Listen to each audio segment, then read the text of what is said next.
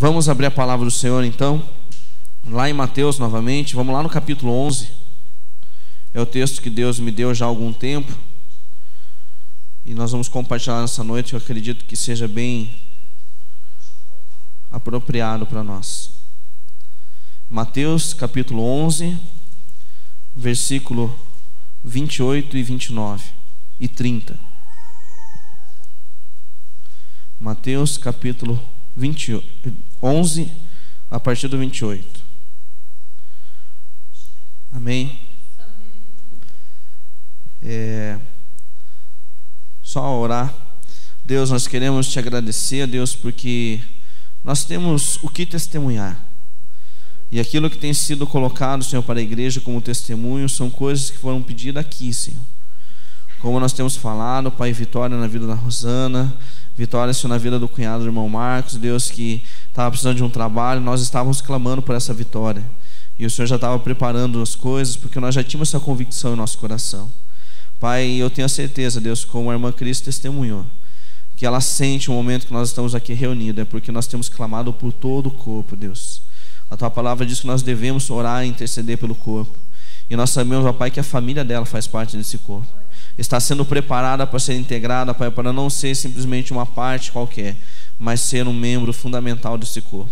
Nós te pedimos em Teu nome, Jesus Cristo, que nessa hora o Senhor possa estar presente na palavra, que nessa hora, Senhor, esta palavra não venha simplesmente vir aos nossos ouvidos e passar, mas que possa vir, ó Pai, criar, Senhor, algo fundamental em nossa vida espiritual, no nosso crescimento e na nossa definição de ministério. Senhor, estou definindo na minha vida que eu vou fazer dessa forma, que isso possa acontecer na vida dos irmãos como o Senhor já tem implantado ao meu coração.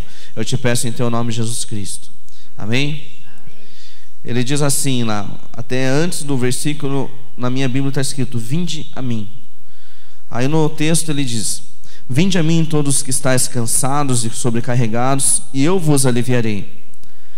Tomai sobre vós o meu jugo e aprendei de mim, porque sou manso e humilde de coração, e achareis descanso para a vossa alma, porque o meu jugo é suave e o meu fardo é leve.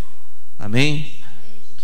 Quando Deus colocou no meu coração que eu ia ser chamado para o ministério, que eu estaria na obra, e até o meu sogro comentou, falou assim: Camila, você sabe que Deus te preparou para a tua vida um pastor, e o teu marido está sendo chamado a pastor. E Deus já tinha confirmado no meu coração esse chamado. E quando meu sogro também falou isso, aí minha esposa até estava vindo do banheiro lá na igreja, naquele dia, na igreja do Uberaba, e ela chorou muito, eu chorei muito.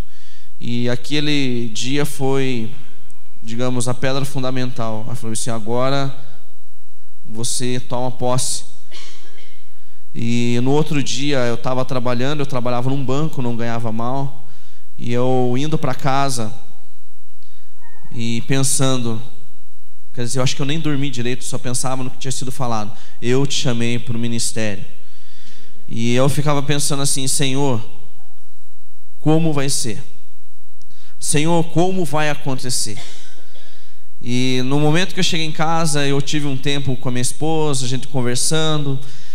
Na época até eu estava fazendo algumas mudanças lá no quarto, porque lá em casa, porque nós tínhamos que fazer o quarto da Ana Carolina, que estava para nascer, e a Camila estava, acho, com 6, 7 meses. E dela virou para mim e falou assim: Maico, nós não temos a cômoda, nós não temos roupas, nós não temos nada.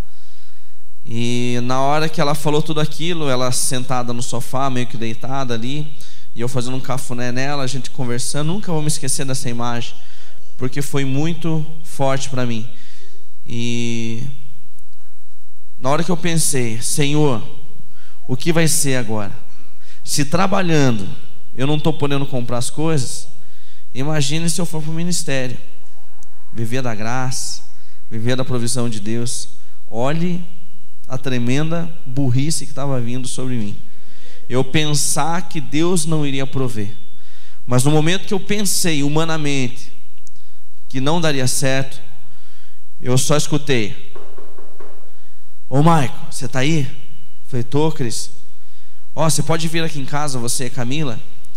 Eu falei: posso? Não, que eu tinha um presentinho para dar para a Nenê. Aí já que a Camila está tão ansiosa, eu sei que ela é ansiosa, então ela que venha pegar. que eles tinham falado que iam comprar um tip-top para ela.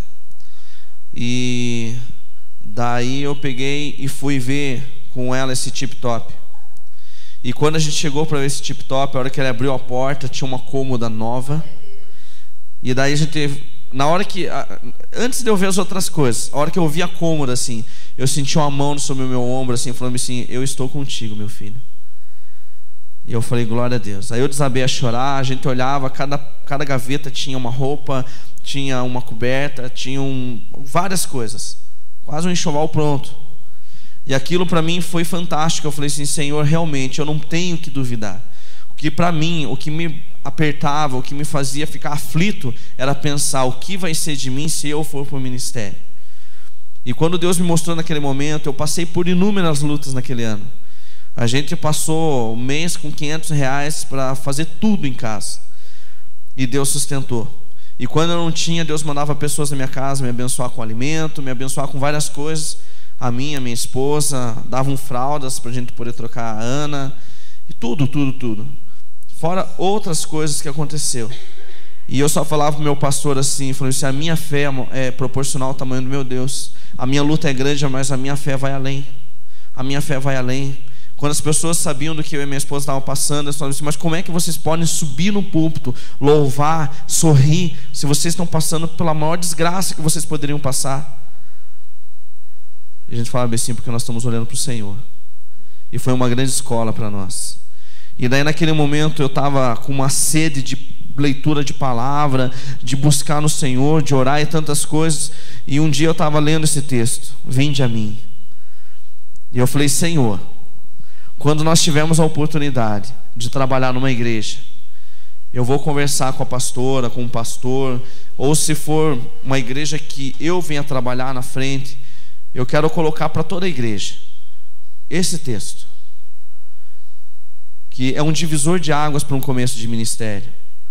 Nós vemos igrejas hoje que se reúnem, mas com condições.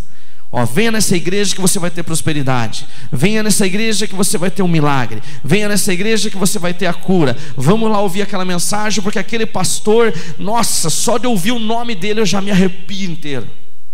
O braço fica com o espelhinho tudo levantado. É tudo humano.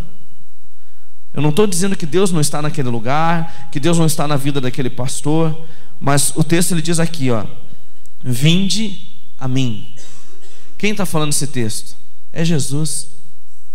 Então nós não temos que preocupar em qual lugar nós vamos, qual o número de pessoas que vão estar lá, qual o pregador que vai estar lá, qual o orador, aquela pessoa que vai estar clamando cura. O meu sogro ele tem o dom de cura. E eu falo: Senhor, a Bíblia diz que nós devemos procurar os melhores dons. E eu quero procurar vários dons. Eu quero poder pregar a Tua palavra de uma forma que a igreja venha entender, de uma forma que eu venha ser usado para mudar a vida das pessoas. Não eu, Maico, mas o Senhor através da minha vida.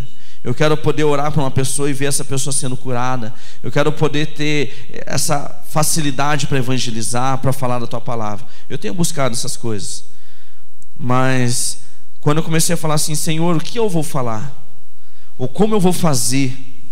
E todos os textos que eu começava a ler de milagres, falava assim no final: vá, a tua fé te salvou. Vai e não peques mais. Quer dizer, Deus queria que houvesse uma mudança de vida naquela pessoa.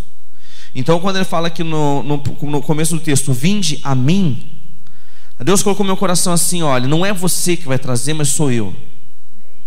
A palavra diz que não é nem por força, nem por violência, mas é pelo Espírito. Então nós devemos fazer aquilo que o Senhor determinou para a nossa vida: ide por todo mundo e pregar o Evangelho. Nós devemos ir e pregar. A transformação quem faz é o Senhor.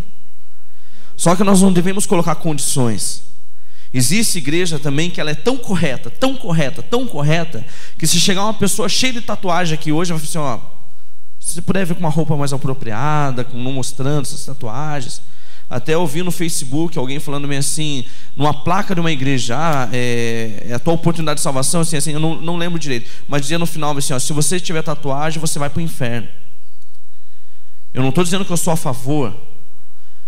Eu não estou dizendo que eu sou a favor, que nem tem pessoas que chegam com boné, ou chegam com uma vestimenta mulher muito justa, muito curta, ou como nós já tivemos visita de pessoas alcoolizadas, às vezes cheirando cigarro, cheirando até